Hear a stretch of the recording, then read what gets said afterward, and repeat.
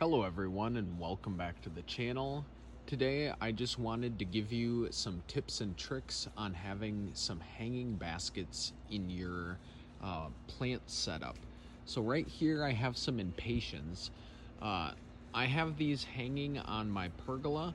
My pergola receives part sun, part shade. And I think it's important to kind of talk about what hanging baskets are appropriate in what environment. So in past years, when I had a smaller apple tree and this deck received a lot more light, we planted and used hanging baskets like petunias and zinnias and things that could do much better with full sun. They thrived in those conditions and things like that. As this area has become much shadier, we've had to switch up the flowers. And so I have a lobelia right here. And then I also have a fuchsia right here. It hasn't really flowered out, but you can see the bulbs are just about ready to flower out.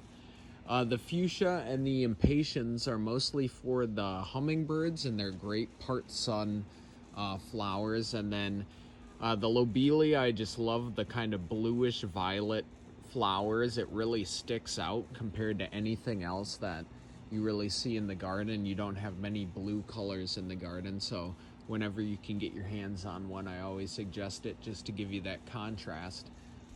These are all great part sun flowers. If you have a full sun area, I usually recommend petunias are the most common, the easiest, the cheapest. And adding a little fertilizer and deadheading those flowers, you can get really big baskets, really big hanging baskets that can look really spectacular by the end of the summer. Different flowers are going to grow at different rates and going to do different things for you.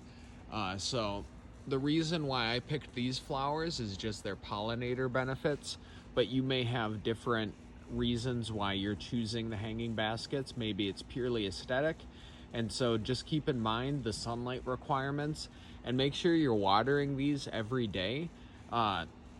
Depending on the type of flower, usually I'll water mine until there's a stream of water coming out the bottom, and then I just kind of let it dry out throughout the rest of the day, and they stay really happy and healthy with that method. So that's just some tips and tricks for the hanging baskets. I also have a hanging fern over by my fish pond, and then some petunias out in the front yard where they're getting full sun. So I've got a lot of different plants going in still at this point.